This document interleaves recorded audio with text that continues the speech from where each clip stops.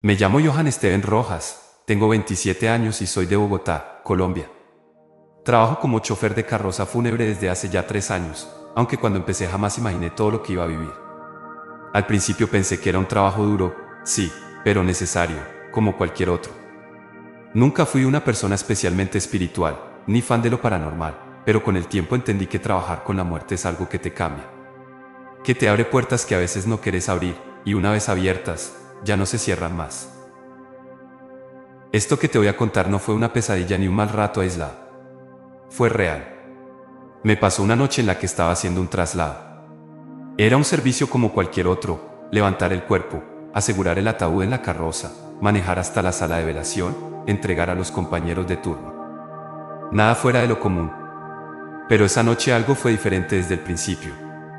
El ambiente se sentía extraño, espeso, como si el aire mismo cargara con algo que no se veía pero que estaba ahí. Cuando estoy en ruta, suelo manejar en silencio o con la radio bajita.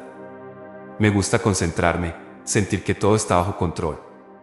Pero esa noche, apenas tomé la vía principal, empecé a sentir una incomodidad que no sabía de dónde venía. Era como si alguien me estuviera mirando.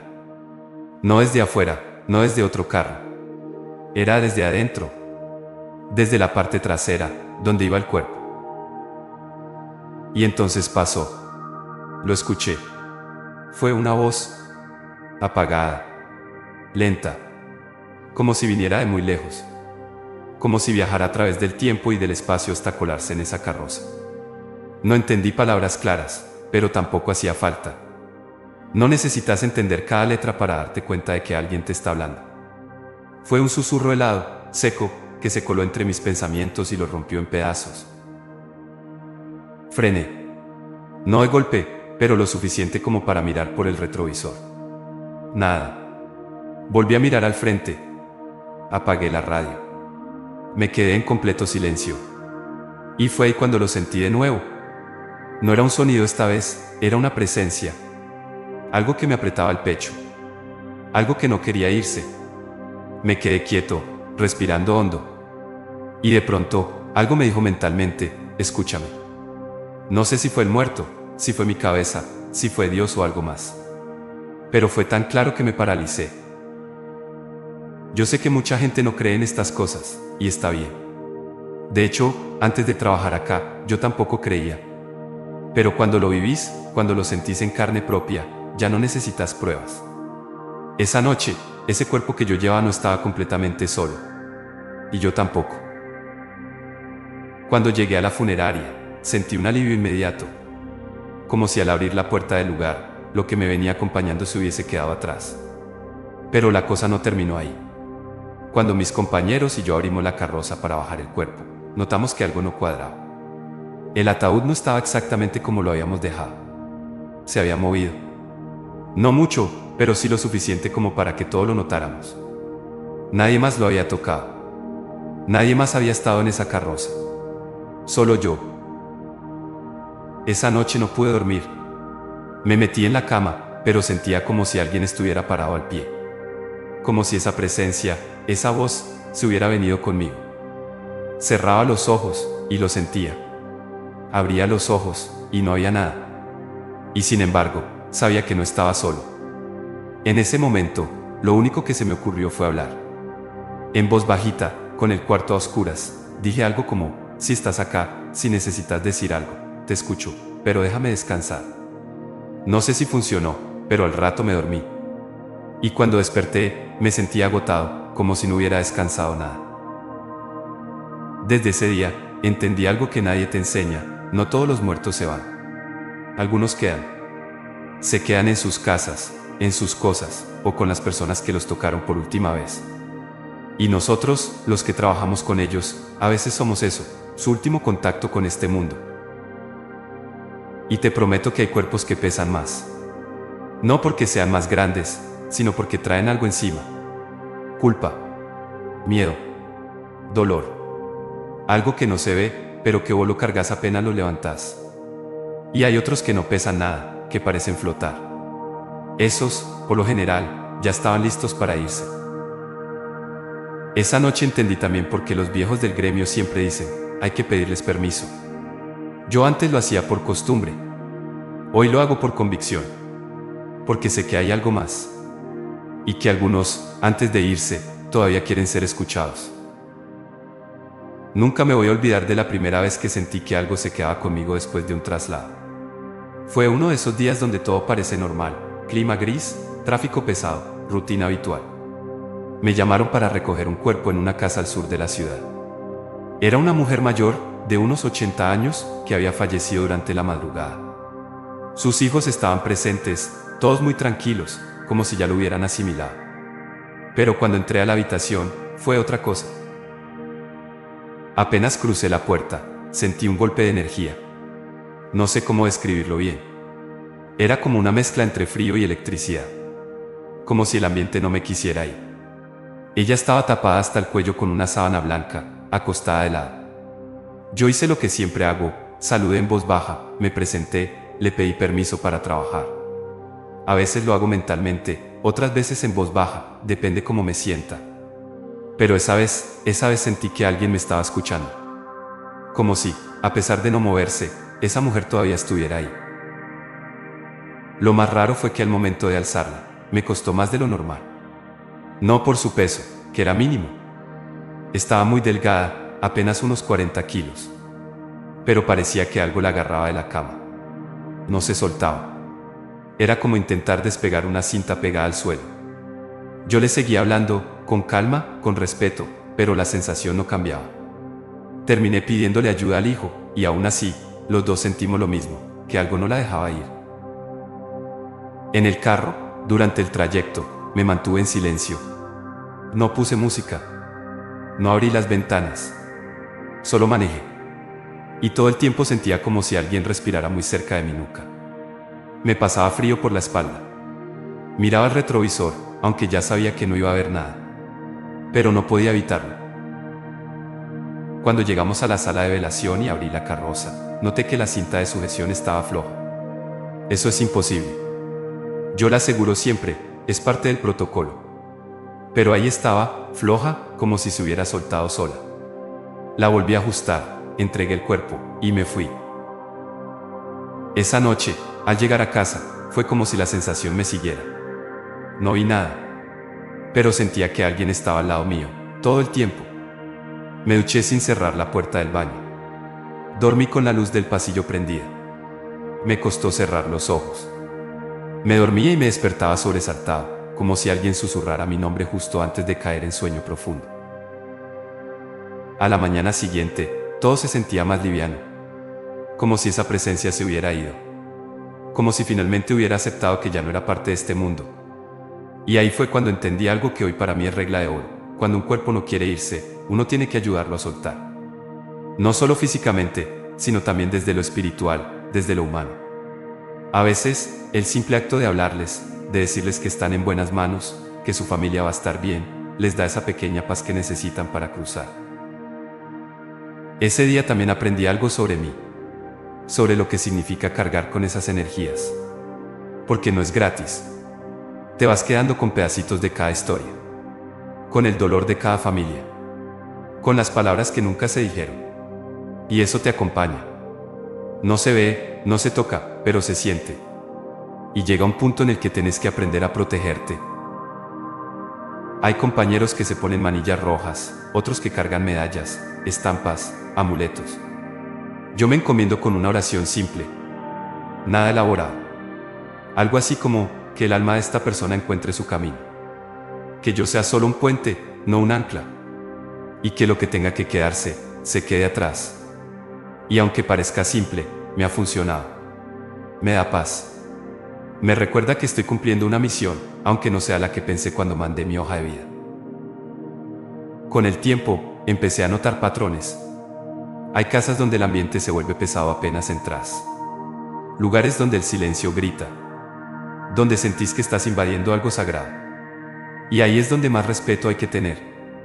Donde más cuidado pongo en cómo hablo, cómo toco, cómo respiro. También empecé a sentir que algunos cuerpos agradecen. Suena raro, lo sé. Pero cuando lo levantas y todo fluye, cuando el ambiente se calma, cuando la familia te mira con alivio, es como si, de alguna manera, ese ser ya supiera que puede descansar. Y eso, aunque no lo creas, es hermoso. Yo no sé si esto es espiritualidad, energía, vida después de la muerte o simple sensibilidad. No me interesa ponerle un nombre. Lo que sí sé es que desde que trabajo en esto, aprendí a escuchar más allá de las palabras, a sentir más allá de lo visible y a tratar cada cuerpo, no como un objeto, sino como la historia completa de una vida.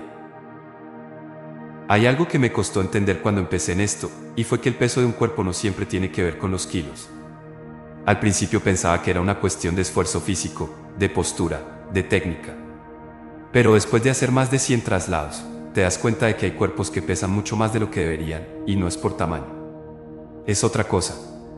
Algo que no ves, pero que te aplasta por dentro. Me pasó con un caso muy especial, de esos que uno no olvida. Era un señor de unos 75 años, había fallecido en su casa, y la familia estaba destrozada. Pero no era el típico dolor tranquilo, sereno, era un llanto desesperado, de esos que no se pueden calmar ni con abrazos ni con palabras. Cuando llegué, la hija me abrazó como si yo fuera parte de la familia.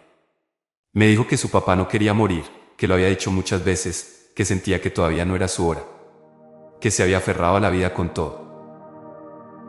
La casa estaba en completo silencio, salvo por el llanto. El cuerpo ya estaba preparado, acostado en su cama, tapado hasta el pecho. Hacía calor, pero yo sentía frío. Frío de ese que no viene del clima, sino de adentro. Me acerqué como siempre, le hablé, le pedí permiso. Le dije que lo íbamos a tratar con respeto, que su familia iba a estar bien. Y empecé el proceso. Pero cuando quise levantarlo, sentí algo que no había sentido nunca. Era como cargar a 3 personas al mismo tiempo.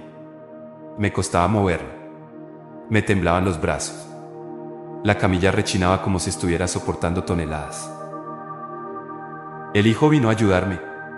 Entre los dos, apenas pudimos acomodarlo.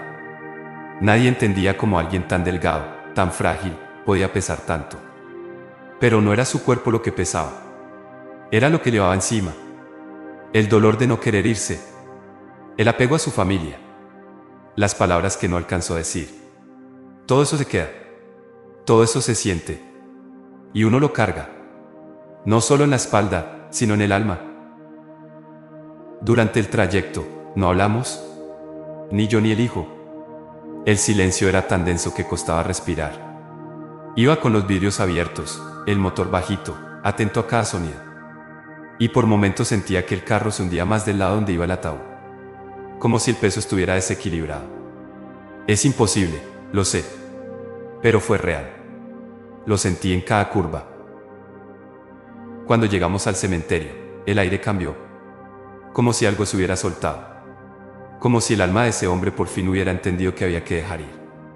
La familia se acercó. Rezaron.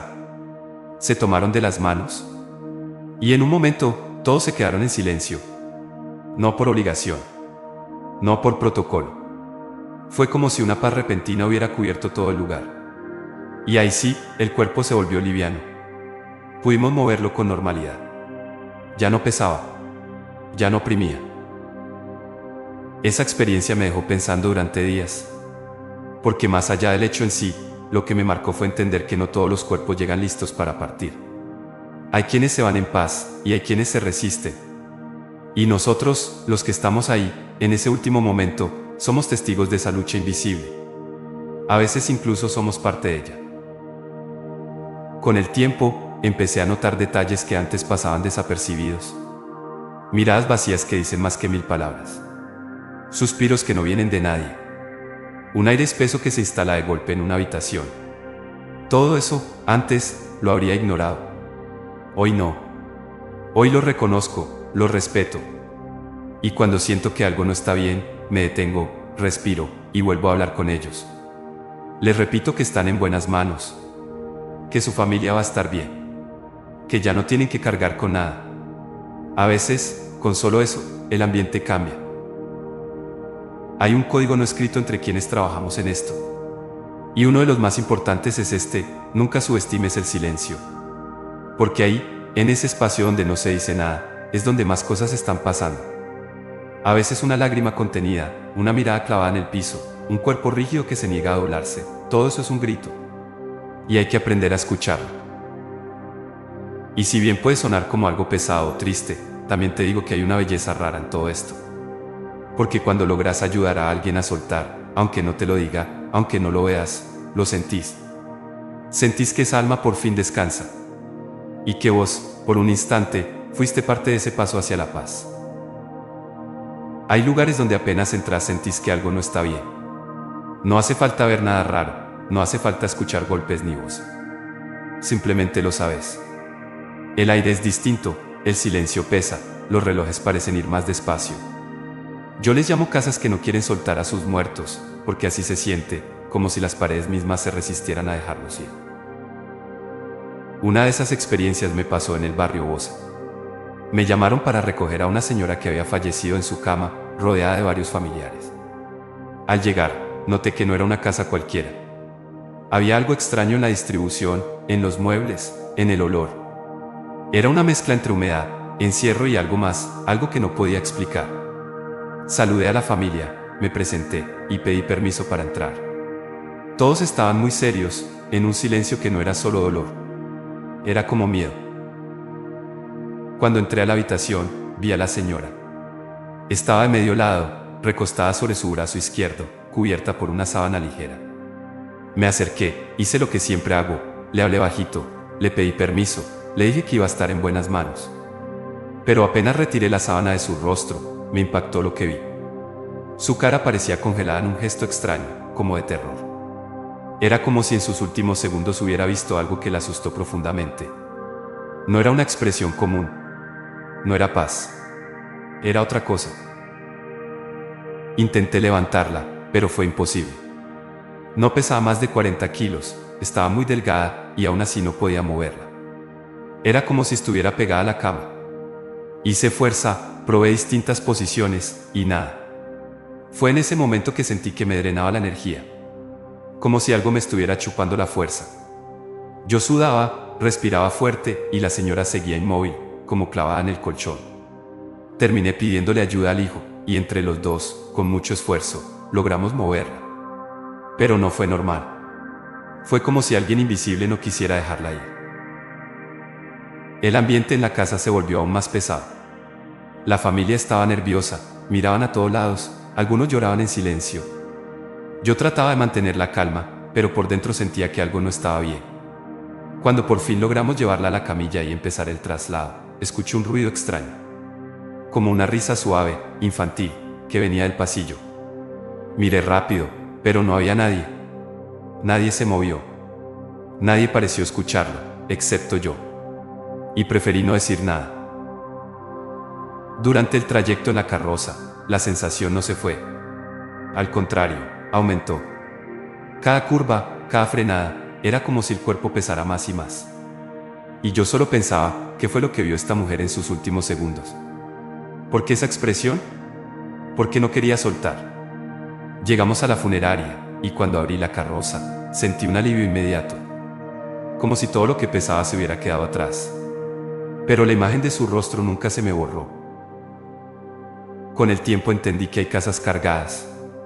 Lugares donde se han acumulado demasiadas muertes, demasiadas historias inconclusas, demasiados secretos. Y cuando uno entra, no solo recoge un cuerpo, también carga con toda esa energía que se queda flotando. Y eso, créeme, se nota. Se nota en la forma en que crujen las puertas, en cómo el aire se vuelve espeso, en los ojos de los familiares que parecen suplicar que te lo lleves, pero que al mismo tiempo sienten que no quieren que salga. Esa experiencia me marcó, porque me hizo dar cuenta de que no es solo con los cuerpos. También con las casas, con los objetos, con las memorias. Todo puede quedarse impregnado. Y cuando sos el que entra en medio de ese momento, tenés que aprender a moverte con respeto, con cuidado. No se trata de superstición, sino de sensibilidad. Y cuando no haces ese paso con respeto, lo pagás. Porque esas energías, de una u otra forma, se te pegan. Esa noche, al llegar a casa, sentí un peso extraño en el pecho. Me costaba respirar bien, como si todavía trajera conmigo ese esfuerzo, ese cansancio. Cerré los ojos, y en mis sueños volví a ver el rostro de esa señora. Congelado en terror. Y ahí fue cuando entendí algo, no todas las almas parten tranquilas. Algunas se quedan atrapadas en lo último que vieron.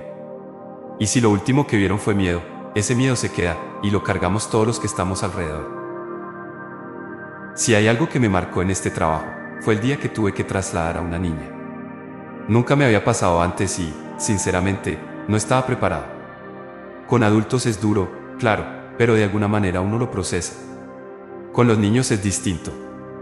Es como si la vida misma se negara a aceptar que eso puede pasar. Ese día lo entendí y todavía lo llevo conmigo. Era una niña de apenas 2 años. Había fallecido en su casa por una enfermedad que la venía debilitando desde hacía tiempo. Cuando llegué, lo primero que sentí fue la angustia de la madre. Ella la tenía en brazos y no quería soltarla. Y yo, en ese momento, me paralicé. Porque una cosa es levantar un cuerpo de una cama, de un hospital, de un accidente, pero tener que pedirle a una madre que te entregue a su hija, eso es algo que ninguna capacitación te enseña. Es un dolor que se te mete en la piel. Me acerqué despacio, hablé con ella, le expliqué que era necesario. Que íbamos a tratar a su niña con respeto, que la íbamos a dejar bonita para su despedida. La madre me miraba con los ojos rojos, apretando fuerte a la niña contra su pecho. Yo sabía que no quería, que en el fondo esperaba despertar y descubrir que todo era una pesadilla. Al final, con lágrimas que parecían no terminar nunca, me la entregó. Y te juro que sentí que me estaba pasando algo más que un cuerpo. Me estaba entregando toda su esperanza rota. Hice el traslado en silencio absoluto. No prendí el radio, no abrí las ventanas. La carroza parecía un templo cerrado.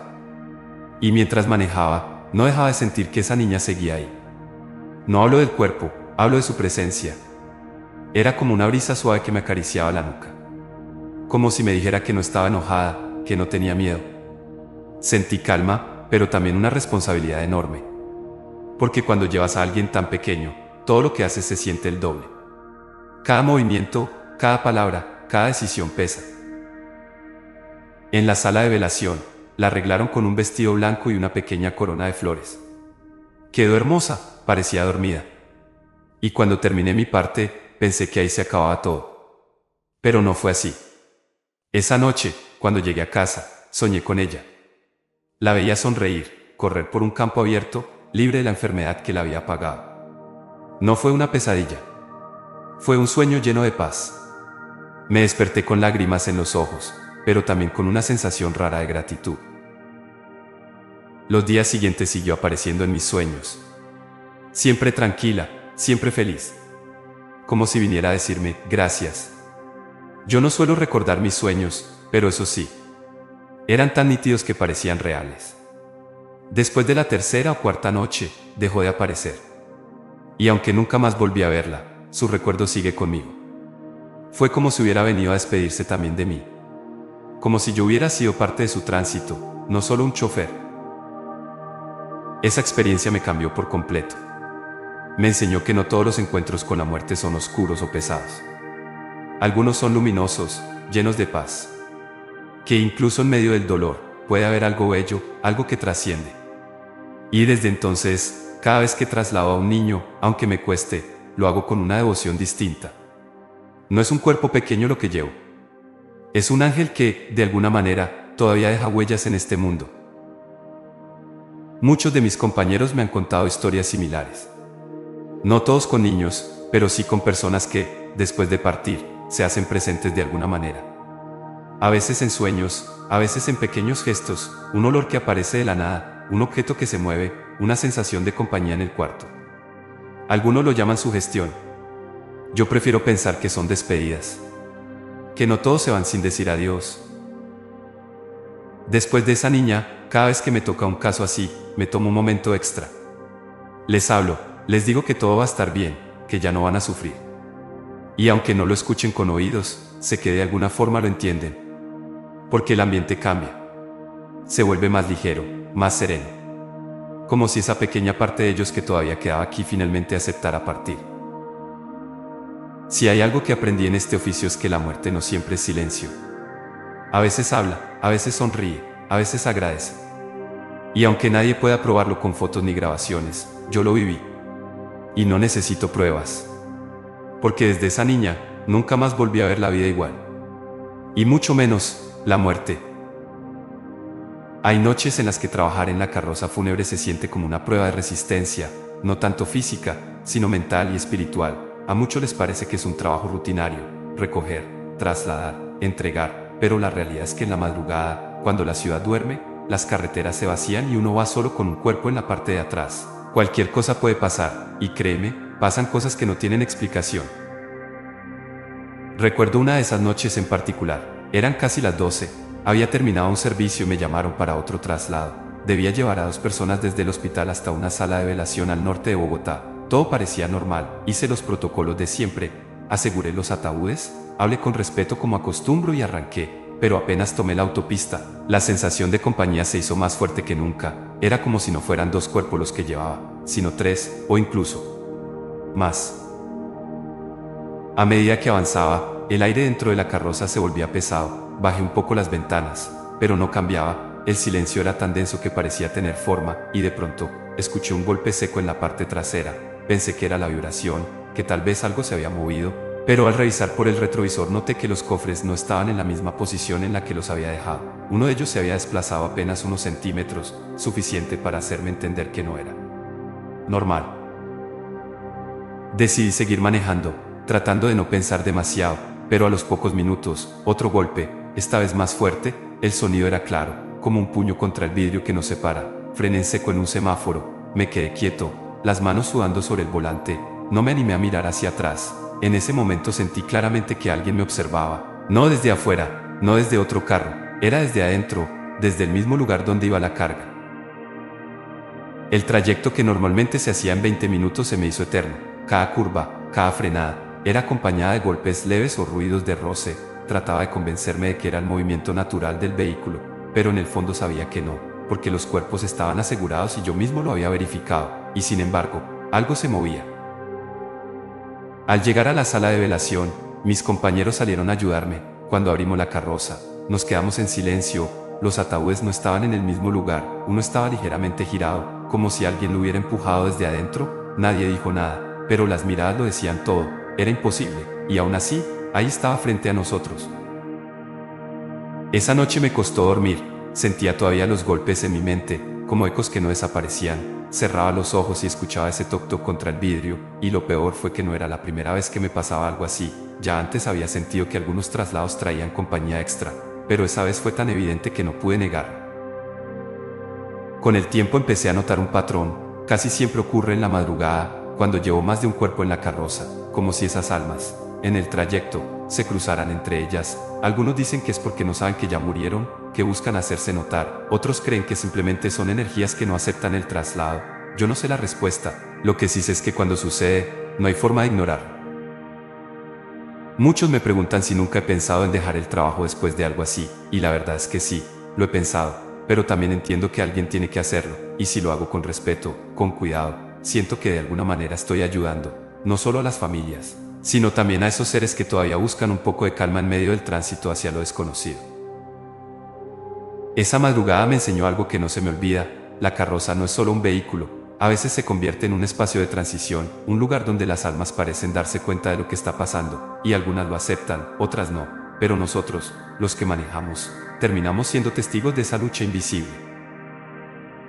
Desde entonces, cada vez que escucho un golpe, ya no lo tomo como casualidad, lo tomo como un recordatorio de que no estoy solo, que ellos, de alguna forma, todavía están ahí, y aunque a veces da miedo, también me recuerda porque este trabajo no es solo un oficio, es un encuentro constante con lo que nadie quiere ver, la frontera entre la vida y la muerte. Hay algo que nunca deja de sorprenderme en este oficio, y es la forma en que ciertos lugares parecen guardar memorias, como si las paredes, los pasillos y los pisos conservaran todo lo que han visto. No hablo solo de casas, también de las salas de velación. He trabajado en varias y algunas se sienten tranquilas, casi como templos, pero hay otras donde apenas cruzas la puerta sabes que no vas a estar solo, aunque no haya nadie más en el lugar. Una de esas salas queda en el centro de Bogotá. Es un edificio antiguo, con techos altos y pasillos largos. Durante el día todo parece normal, gente entrando y saliendo, flores, rezos, abrazos, pero en la noche cambia todo. Yo tuve que hacer varios turnos de madrugada ahí y te aseguro que es uno de los lugares donde más cosas inexplicables me han pasado. La primera vez que me quedé solo en esa sede estaba haciendo el inventario de cuerpos con un compañero. Íbamos anotando los nombres, revisando que todo coincidiera. hasta que de pronto nos dimos cuenta de que faltaba uno. Repetimos la lista varias veces, buscamos en las salas contiguas, revisamos las camillas. Nada, no estaba. Era imposible porque habíamos recibido al fallecido unas horas antes y sin embargo no aparecía. Yo ya estaba empezando a sudar frío cuando llegó otro compañero. Le contamos lo que pasaba y él, muy tranquilo, nos dijo, pero si ahí está, y señaló hacia una de las camillas. El cuerpo estaba ahí, intacto, con la manilla de identificación y todo. Lo habíamos pasado por alto como si fuera invisible.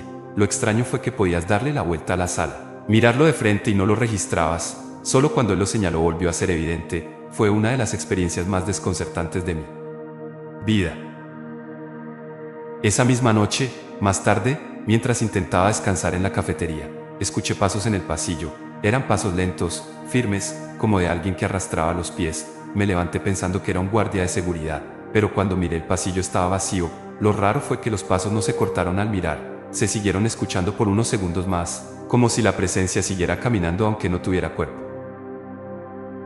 Con el tiempo me acostumbré a esas cosas en esa sede. A veces eran pasos, otras veces eran golpes en las puertas o incluso voces muy bajas que sonaban como susurros. Había compañeros que decían haber visto a una niña corriendo entre las salas, una niña que había sido velada y hacía muchos años. Yo nunca la vi, pero más de una vez escuché risas suaves en medio del silencio, y no hay nada más inquietante que una risa infantil en un lugar donde no debería haber niños. Una madrugada, mientras llevaba un cuerpo al salón de preservación, sentí claramente que alguien respiraba en mi nuca. No era imaginación, era ese aire caliente, esa sensación de aliento que te eriza la piel. Me detuve, giré rápido y, por supuesto, no había nadie, pero el aire se había vuelto tan espeso que me costaba avanzar. Terminé apresurando el paso, casi corriendo, como si alguien me persiguiera. Ese edificio tiene algo que no se puede explicar con lógica, tal vez por los años, por la cantidad de historias acumuladas, por las emociones intensas que han quedado impregnadas, pero lo cierto es que ahí nunca te sentí solo, y cada vez que me toca un turno ahí sé que voy a salir con una nueva historia que no voy a poder contar sin que me tilden de loco. Lo más fuerte que me pasó en esa sede ocurrió una noche de lluvia. El guardia y yo éramos los únicos en el edificio.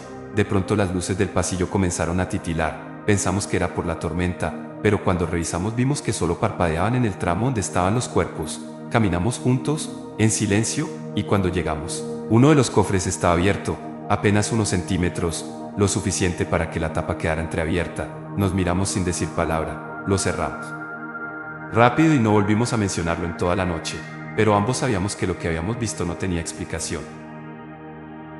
Esa experiencia me dejó claro que este trabajo no es solo cargar cuerpos y acompañar familias, también es enfrentarse a lo invisible, a cosas que no puedes explicar pero que están ahí, y lo más difícil no es vivirlo sino callarlo, porque si contas lo que pasa la gente te mira raro, piensan que exageras, que inventas, que estás sugestionado, pero yo sé lo que sentí, lo que escuché, lo que vi, y aunque no lo pueda probar, para mí es tan real como este volante que tengo entre mis manos cada noche. Con el tiempo aprendes a convivir con esas presencias, ya no corro, ya no huyo, ya no me paralizo como al inicio, ahora las acepto, les hablo, les pido que me dejen trabajar tranquilo y, aunque parezca increíble, muchas veces funciona, el ambiente se calma, los ruidos cesan, la carroza arranca sin problema, como si también necesitaran que alguien los reconozca, que alguien los escuche, aunque sea en silencio. Hay momentos en los que uno piensa que ya lo ha visto todo, pero siempre aparece algo nuevo que lo sacude. Una de las experiencias más extrañas que me tocó vivir ocurrió en el cementerio central, un lugar cargado de historia pero también de energías difíciles de describir. He trabajado ahí varias veces y cada visita es distinta, porque nunca sabes con qué te vas a encontrar. Ese día debí acompañar un sepelio en horas de la tarde. El ambiente estaba tranquilo, la familia lloraba en silencio, los compañeros hacían su trabajo con respeto, todo parecía normal hasta que una señora mayor, que no era parte de la familia cercana, se acercó demasiado al ataúd antes de que lo bajaran a la tumba. Yo estaba cerca y vi cómo, de manera muy disimulada, metió sus manos en los bolsillos de su abrigo y luego las sacó llenas de tierra del lugar. La guardó rápido y se retiró como si nada, pero esa escena me dejó una incomodidad clavada en el pecho. No es la primera vez que veo eso. Muchas personas creen en prácticas de brujería y usan elementos del cementerio para hacer rituales. Algunos piden cabello, otros piden prendas, otros buscan fluidos, y aunque parezca increíble, en este trabajo hay familias que te lo piden directamente. Señor, ¿nos puede dar un poco de cabello del difunto? O, ¿puede poner este objeto en el ataúd? Es difícil porque uno sabe que no siempre son intenciones limpias, pero también es cierto que en ocasiones son. Los mismos familiares quienes no quieren que nada extraño se acerque y te piden que revises todo 2 veces. Recuerdo una ocasión en la que abrimos un ataúd para un traslado porque la familia quería asegurarse de que todo estuviera en orden, y debajo de las manos del difunto había varias cartas, papeles con símbolos extraños y hasta un par de objetos metálicos. La familia juraba que ellos no los habían puesto. Se molestaron. Retiraron todo de inmediato y nos pidieron que lo selláramos otra vez. Esa escena me confirmó que no siempre son los de afuera. A veces incluso dentro de la familia se meten cosas, sin que todos lo sepan.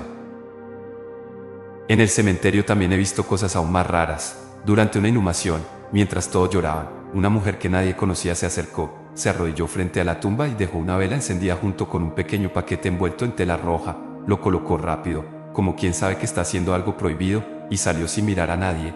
Cuando revisamos después, el paquete contenía hilos atados con alfileres y un papel con nombres. Nadie entendía nada, pero todos sentimos que había algo oscuro en ese gesto. A veces me pregunto qué buscan esas personas, si quieren protección, si quieren hacer daño o si creen que manipulando la muerte pueden controlar la vida. Lo cierto es que esas prácticas existen y uno no puede hacerse el de la vista gorda. He tenido compañeros a los que les han ofrecido dinero para conseguirles partes de un cuerpo, y aunque siempre se rechaza, esas propuestas son una prueba de hasta dónde puede llegar la obsesión de la gente por la brujería. Una vez, incluso, un hombre se me acercó durante un servicio y me pidió un favor insólito. Quería que le entregara la ropa interior de la persona fallecida. Decía que la necesitaba para un trabajo espiritual. Obviamente le dije que no, pero la insistencia fue tal que tuve que pedir ayuda a seguridad para que lo sacaran del lugar. Fue una situación incómoda y también peligrosa, porque te das cuenta de que no todos los que van a un velorio lo hacen por respeto o por duelo. El cementerio central tiene rincones donde el silencio se siente más pesado. Algunos dicen que ahí se hacen rituales de noche. Yo nunca los he visto en persona, pero sí he encontrado restos, velas negras consumidas, muñecos de trapo enterrados, botellas con líquidos extraños, y aunque uno trate de darle explicación lógica, la verdad es que cuando estás ahí, bajo ese ambiente, lo último que pensás es que se trata de simple basura. Lo más inquietante me ocurrió una madrugada cuando debía llevar un cuerpo para cremación. El cementerio estaba vacío, solo estaba el vigilante en la portería. Mientras descargaba, escuché claramente que alguien me llamaba por mi nombre. Fue tan nítido que pensé que era el vigilante, pero cuando miré, él seguía en su puesto, lejos, sin moverse. Me quedé de lado porque la voz venía justo del lote donde minutos antes había ladrado sin parar el perro que cuida ese sector. Volví a escuchar la voz una segunda vez, esta vez más cerca, y decidí no responder. Terminé el trabajo lo más rápido que pude y salí de ahí. Esa noche no pude dormir porque no era solo la voz, era la sensación de que alguien se estaba burlando, llamándome para que me acercara, y aunque no vi nada, supe que no estaba solo. Desde entonces, cada vez que me toca trabajar en ese cementerio, entro con más cuidado, con una oración en los labios y la certeza de que ahí pasan cosas que van más allá de la lógica. Este trabajo me ha enseñado que la muerte despierta tanto amor como miedo y también obsesiones que uno nunca imaginaría. Las familias lloran a sus seres queridos, pero al mismo tiempo hay quienes buscan aprovechar esa vulnerabilidad o ese espacio sagrado para fines oscuros. Es duro aceptarlo, pero es parte de la realidad que vivimos los que trabajamos en funerarias. Lo que siempre intento recordar es que, por más extraño que sea lo que ocurra a mi alrededor, mi labor principal es tratar con respeto a los cuerpos y a sus familias. Esa es mi forma de protegerme, de mantener una línea clara entre lo que puedo controlar y lo que no, porque aunque no pueda evitar que otros hagan rituales o intenten manipular la muerte, sí puedo asegurar que en mis manos cada persona que traslado recibe el mismo respeto hasta el último momento. Trabajar en funerarias no es solo enfrentarse a la muerte, también es enfrentarse al dolor de las familias, y a veces ese dolor se convierte en una carga tan pesada que uno mismo termina llevándola a casa. Me pasó una vez con un caso que nunca pude olvidar, el de una niña de apenas 2 años que falleció en su domicilio por una enfermedad muy fuerte. Desde el primer momento supe que sería un servicio distinto a todos los demás. Cuando llegamos a la casa, la escena era desgarradora. La madre la sostenía en brazos y no quería soltarla. Lloraba con una desesperación que se me clavaba en el pecho. El padre intentaba consolarla, pero también estaba destruido. Fue uno de los traslados más duros de mi vida porque no es lo mismo llevar a un adulto que a un niño, y menos cuando ves el apego de la madre, que se resistía a dejarla ir. Tuve que pedirle permiso, como lo hago siempre, pero esta vez me costó más que nunca.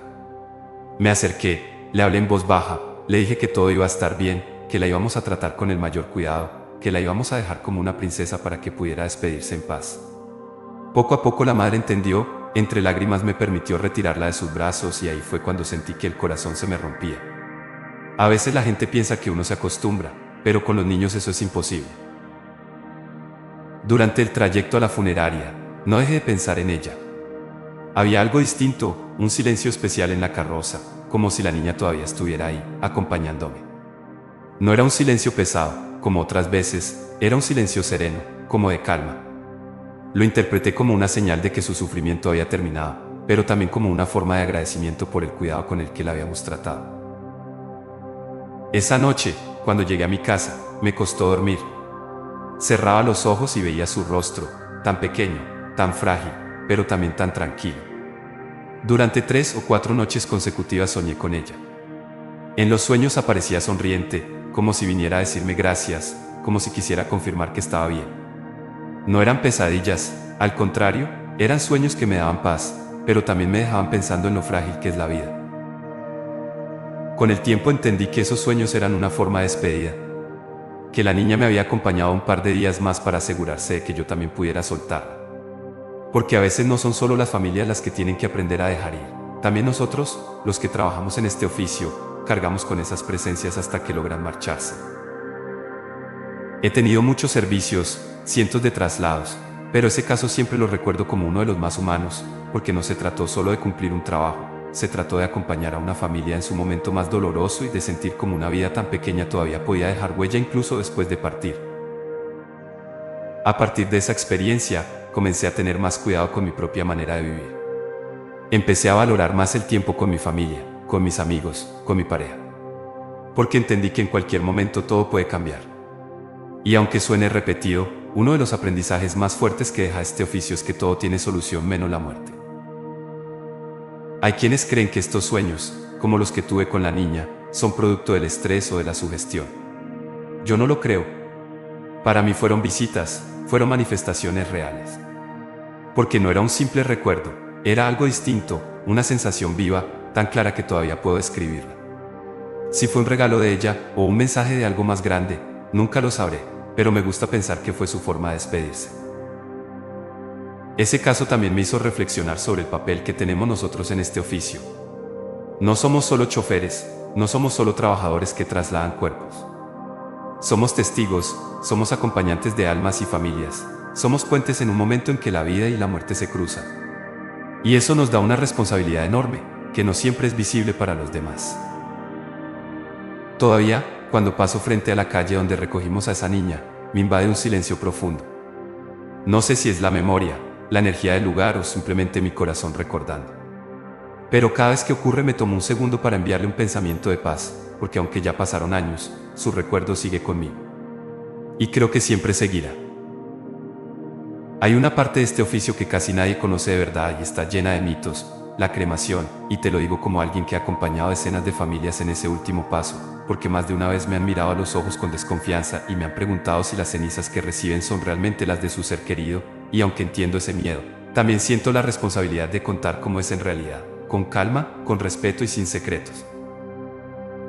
La verdad es que el proceso está muy controlado desde el minuto 1. El cuerpo jamás pierde su identidad porque llega con documentación, con pulsera de identificación, con hoja de ruta y con un número que lo acompaña hasta el final, y ese mismo número aparece luego en la urna, en el rótulo y en el certificado, y además, aunque muchos no lo crean, el horno crematorio solo recibe un cuerpo a la vez porque no hay espacio físico ni protocolo que permita otra cosa, así que cada servicio es individual, trazable y humano, sin atajos.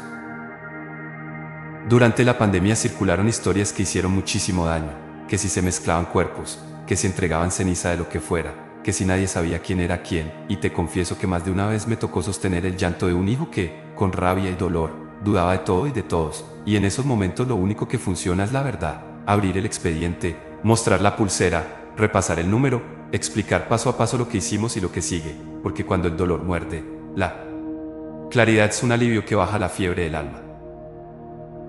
Otro mito muy repetido es el de las pertenencias, que si les quitamos la ropa o los anillos o los collares, y no, el cuerpo entra tal cual lo entrega la familia, vestido como lo soñaron para despedirlo, con sus prendas, con sus símbolos, con su historia pegada a la piel, y solo cuando la propia familia decide retirar algo se hace, pero esa decisión no es nuestra, y yo siempre aclaro que todo lo que queda en el cofre entra con el contenedor al horno, sin trucos, sin manos ajenas, sin desvíos. Porque la despedida también está hecha de detalles y de promesas que hay que honrar. A veces me preguntan por los sonidos, porque alguien oyó golpes o quejidos y salió corriendo, y yo explico que lo normal es escuchar crepitaciones, pequeñas fracturas del material por el cambio extremo de temperatura, cosas que tienen explicación técnica, pero también te soy sincero, hay noches en las que el sonido se vuelve distinto, más seco, más rítmico, como si la materia quisiera hablar, y aunque sé que el cuerpo ya no sufre, igual se te eriza la piel, porque el respeto no se negocia ahí. El misterio existe aunque uno no pueda meterlo en un cuaderno con fórmulas. He visto algo que no sé cómo nombrar salvo como resistencia. Ocurre sobre todo cuando en vida la persona pedía inhumación y por razones prácticas la familia elige cremación y entonces el traslado se hace más pesado, la energía se espesa, el encendido se demora, el ambiente se vuelve raro y yo, que aprendí a pedir permiso para mover un cuerpo, también aprendí a pedir permiso para este paso, porque no cuesta nada decir en voz baja que vamos a cuidar todo, que no hay nada que temer, que el amor de lo suyo lo sigue acompañando, y a veces, después de esa oración cortita, todo fluye mejor. También me tocó lo contrario y te juro que se siente, cuando el fallecido dejó dicho que quería cremación, cuando la voluntad fue clara y respetada, el proceso es sereno, no hay ruidos extraños, no hay demoras, la familia llega con lágrimas, sí, pero con una paz rara que se contagia, como aquella abuela que dejó escrito en una hoja de cuaderno, no me tengan miedo, háganlo sencillo, y ese día todo fue sencillo, todo fue amoroso, todo fue limpio, y yo volví a casa pensando que hablar en vida de la muerte no es morbo, es un acto de ternura para quienes se quedan. Hay detalles que casi nadie cuenta y que a mí me gusta explicar cuando la familia me lo pide, por ejemplo, que al salir del horno lo que hay no es un polvo fino como el de las películas, son fragmentos calcificados que luego pasan por una máquina especial que los reduce hasta la textura que todos conocemos, y que ese material vuelve a identificarse, se pesa, se rotula y se guarda en la urna que eligieron, y que si lo desean pueden presenciar partes del proceso desde el área dispuesta para ello. Según las normas del lugar, porque la transparencia es la forma más honesta de acompañar. He aprendido a cuidar mucho el momento en que la familia se reúne frente al horno o en la sala contigua, porque ahí el silencio cura, a veces rezan, a veces se abrazan, a veces solo cierran los ojos y respiran, y yo me quedo un paso atrás, atento a lo que necesiten, listo para responder una pregunta práctica o para traer un vaso de agua. Y cuando el equipo nos avisa que el ciclo terminó, siento como si la sala exhalara, como si el aire se hiciera más liviano, y en ese segundo el dolor se acomoda un poquito y deja entrar un hilo de alivio. También cuido mi propio después, porque uno no es de hierro y estas escenas se pegan como el hollín. Así que tengo mis pequeños rituales discretos, limpiar las manos con calma aunque ya estén limpias, agradecer por dentro, nombrar a la persona por última vez y desearle buen viaje. Y al salir al patio mirar el cielo aunque esté nublado y recordar que no venimos a esta vida a acumular cosas sino a despedirnos bien, y cada buena despedida, por pequeña que sea, nos enseña a vivir mejor el pedazo que nos queda. Si me preguntas qué me dejó la cremación como lección, te diría que me cambió la manera de entender la palabra final, porque acá no hay un cierre brusco, hay una transformación, lo que era cuerpo se vuelve ceniza y lo que era presencia se vuelve memoria, y esa memoria no pesa, no quema, no ocupa lugar, pero calienta, guía y a veces habla en sueños, y por eso siempre invito, con total respeto, a que en vida dejemos dicho que queremos y por qué, porque decidirlo a tiempo no es rendirse, es regalarle paz a los que amamos. Y si alguna vez me ves saliendo del crematorio en silencio, con la mirada al piso y el paso lento, no pienses que es costumbre o frialdad, es más bien que estoy ordenando por dentro todo lo que pasó, agradeciendo a quienes me confiaron a su persona, y recordándome que mi trabajo no es solo mover carrozas, es sostener con palabras claras y gestos pequeños un puente invisible donde la fe, el cariño y la verdad sean la mano para que la despedida sea digna, sincera y en paz. Hay algo que pocos saben y que en este oficio se vuelve inevitable. A veces nos toca atender funerales de personas muy conocidas, ya sea políticos, artistas o figuras que en vida tuvieron una gran exposición pública. Y aunque al final todos son seres humanos, esos servicios son distintos, se sienten más tensos, más vigilados, más cargados de miradas y protocolos. Yo mismo he estado en varios de esos casos y puedo decir que se viven de una manera muy diferente. El primero fue el de un político de alto rango. Desde el momento en que recibimos la orden ya se notaba que no sería un servicio normal. Había escoltas, había prensa, había familiares con una actitud muy reservada. Todo debía hacerse con tiempos exactos, con rutas definidas, con controles que a veces nos complicaban más de lo necesario. Yo, que estaba al volante de la carroza, tenía que seguir un convoy de seguridad, sin margen para errores. Y aunque trataba de concentrarme en mi tarea, no podía dejar de pensar en lo absurdo de la situación. Al final, detrás de tanta seguridad y protocolo, había un ser humano que había partido como cualquiera de nosotros. Otro de los casos que más me impactó fue el de una joven que falleció en un centro comercial, un caso que se volvió noticia en todo el país. Ella fue llevada a una de nuestras salas y en cuestión de minutos el lugar estaba rodeado de cámaras y periodistas. Mientras yo hacía mi trabajo, veía flashes por las ventanas, escuchaba murmullos, sentía la presión de que todo lo que hiciera estaba bajo los ojos de un país entero. Y lo más duro era que detrás de esa exposición había una familia devastada, que merecía silencio y respeto, no micrófonos ni titulares. Ese contraste entre lo íntimo y lo público es quizás lo más difícil. Por un lado está el dolor real, los abrazos, las lágrimas, los recuerdos que se cuentan en voz baja. Y por el otro está el ruido, los micrófonos, la curiosidad de la gente. Uno aprende a poner una barrera invisible para proteger a los deudos, para que su duelo no sea invadido por el morbo. Pero no es fácil, porque incluso en medio de la tristeza siempre hay alguien que quiere aprovecharse, ya sea para vender una foto, para sacar un titular o simplemente para alimentar la curiosidad ajena. En otra ocasión supe que íbamos a recibir a un hombre que había cometido un crimen muy sonado. No voy a dar detalles por respeto, pero sí puedo decir que fue una de las experiencias más raras de mi carrera. Porque mientras la sociedad lo señalaba como un monstruo, nosotros lo recibimos como a cualquier otra persona.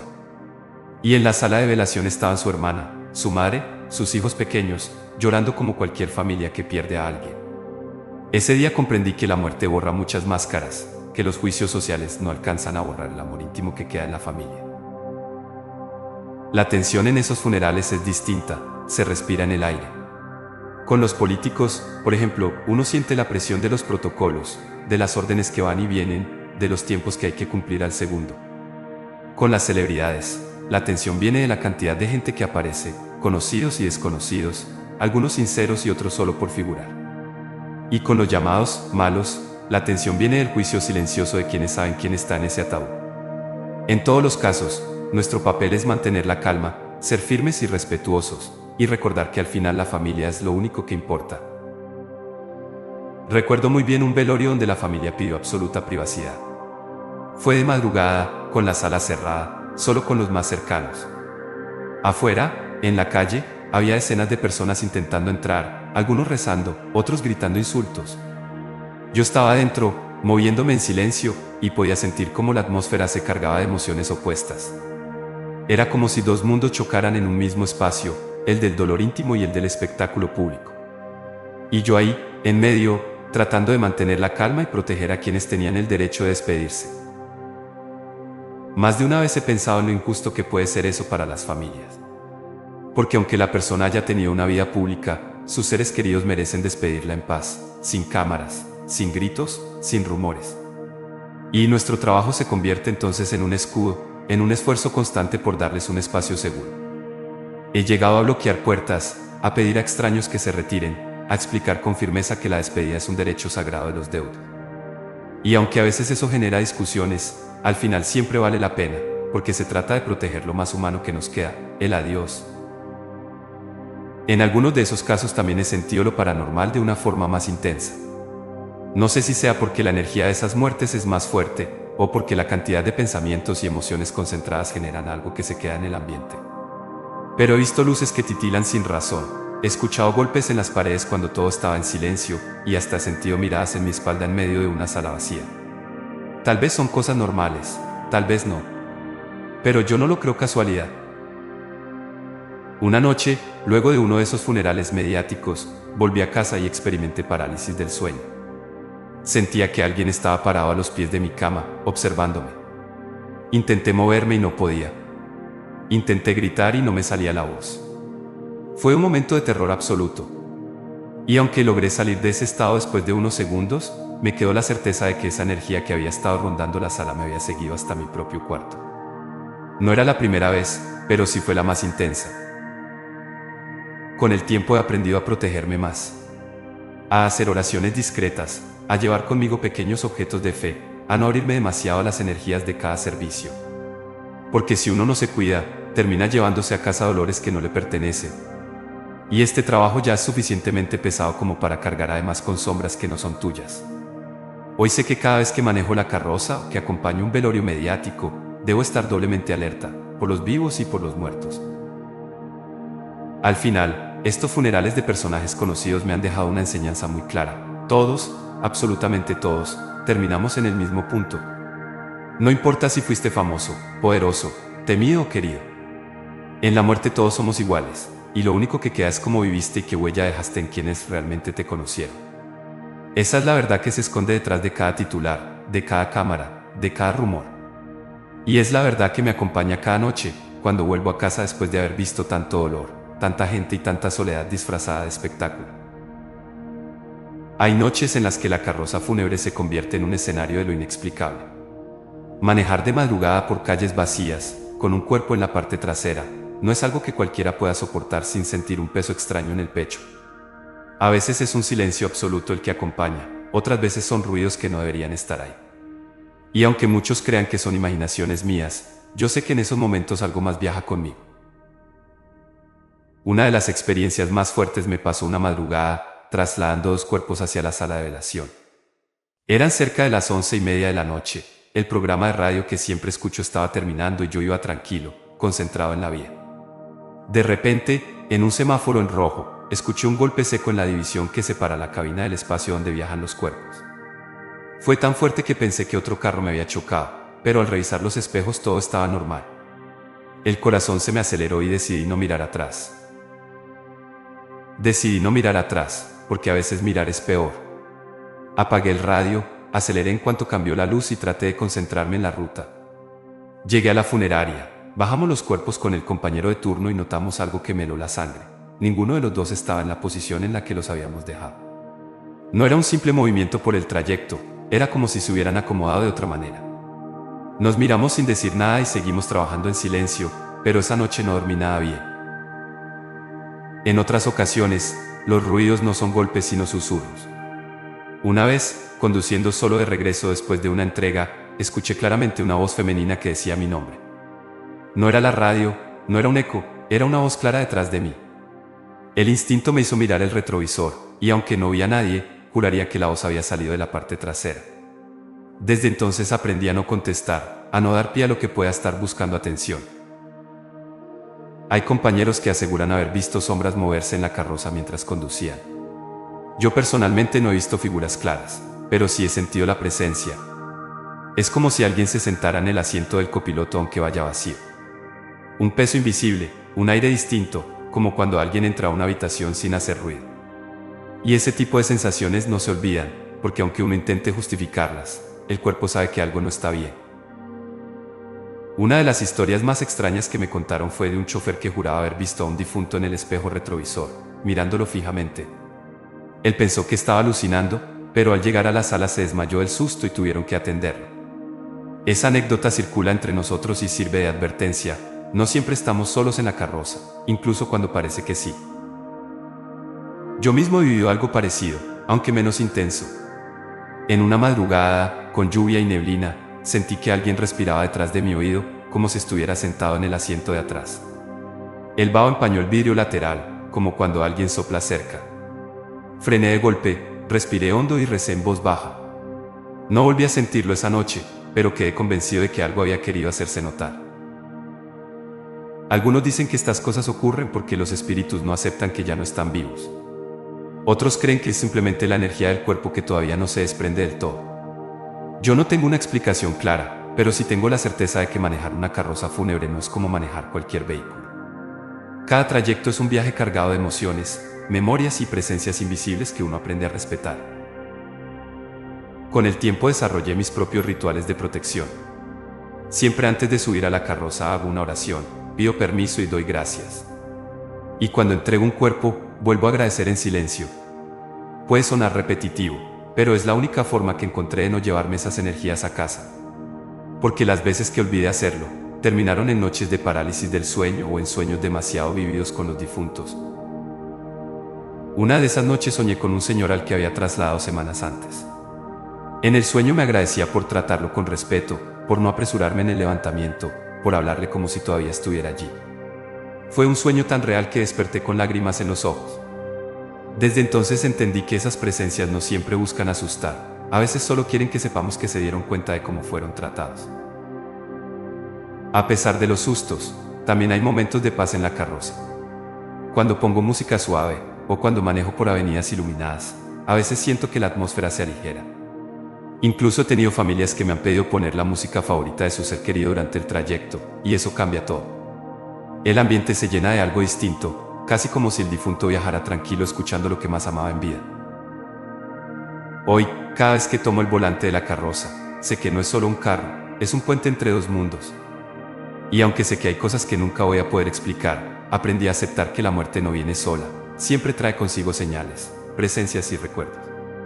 Con miedo o con gratitud, lo cierto es que cada viaje en la carroza deja una huella en mí, y también, de alguna manera, en quienes se han ido.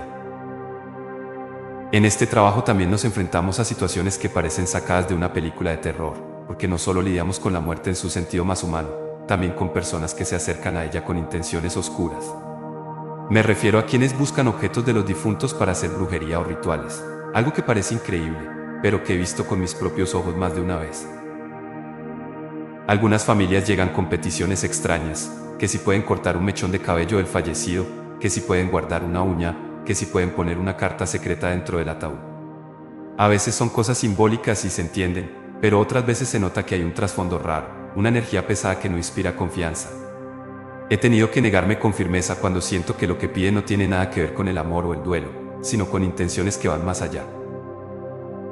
Una vez, durante una sepultura en el cementerio central, vi a una mujer que se agachó disimuladamente y guardó en su bolso 2 puñados de tierra recién removida. No era familiar, no era amiga, nadie sabía quién era.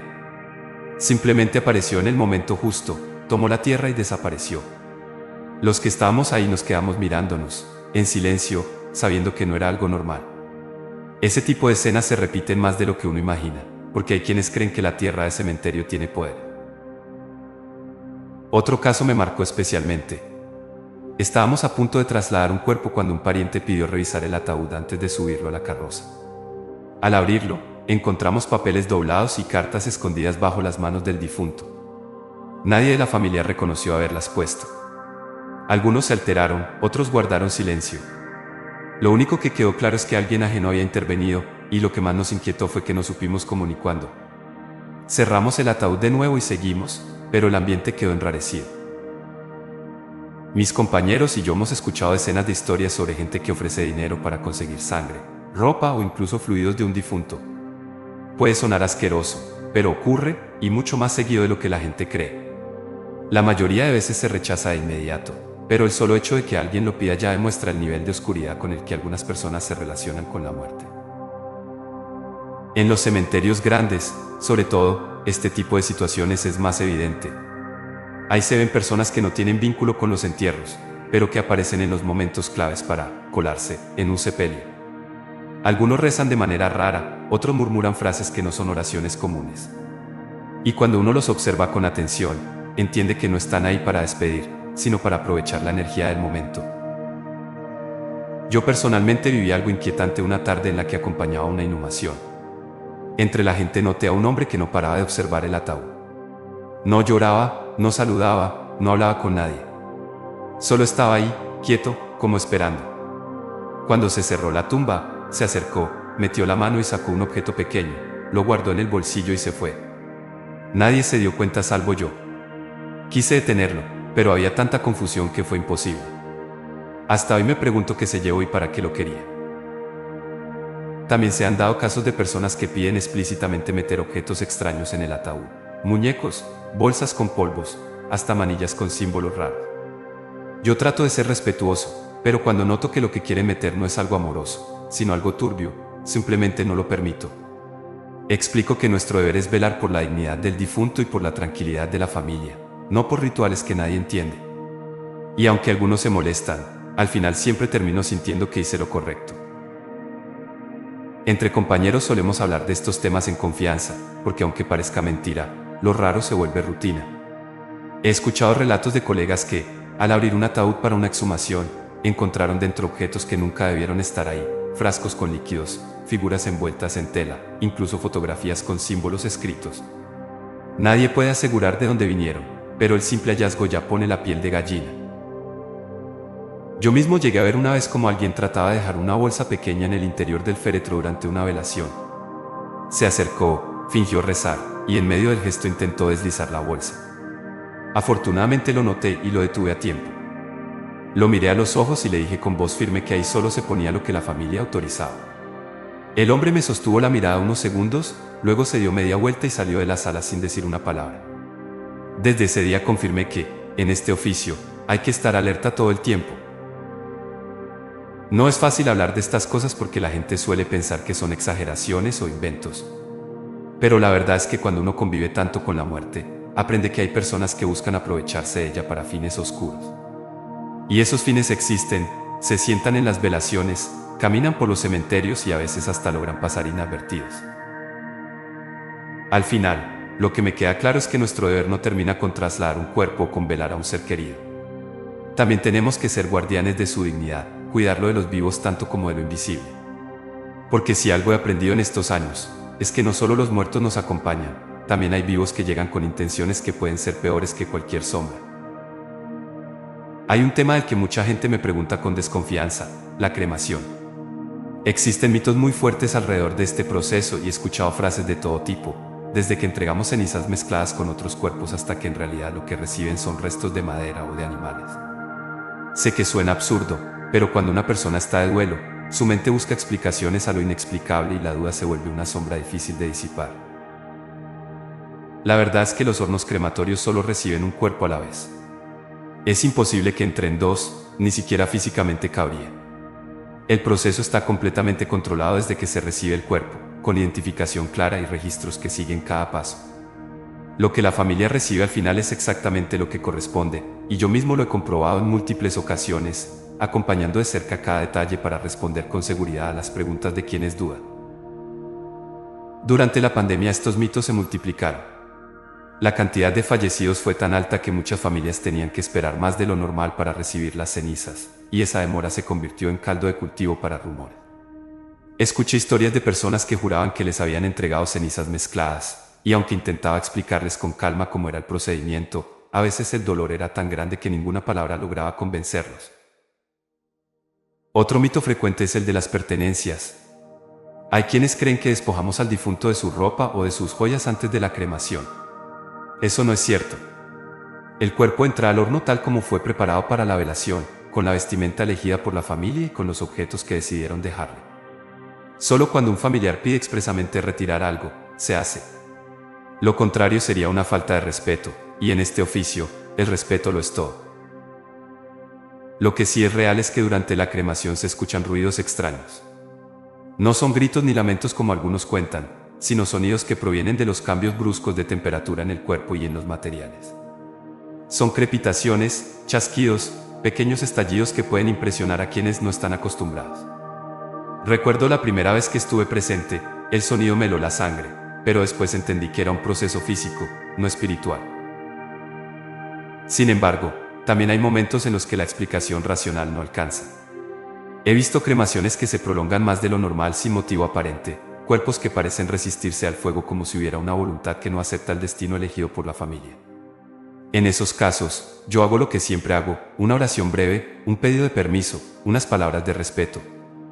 Y más de una vez, tras esas palabras, el proceso fluyó como debía. Una experiencia que nunca olvido fue la de un hombre que había dejado dicho que quería ser inhumado, pero por decisión de la familia terminó en cremación. Desde el inicio todo fue extraño. El cuerpo pesaba más de lo habitual, el horno tardó más de lo esperado y la sala se llenó de un silencio tenso, como si todos sintiéramos la resistencia. Fue uno de esos momentos en que uno entiende que la muerte también tiene deseos, y que ignorarlos no siempre es fácil. En contraste, he visto cremaciones serenas, rápidas, casi tranquilizadoras.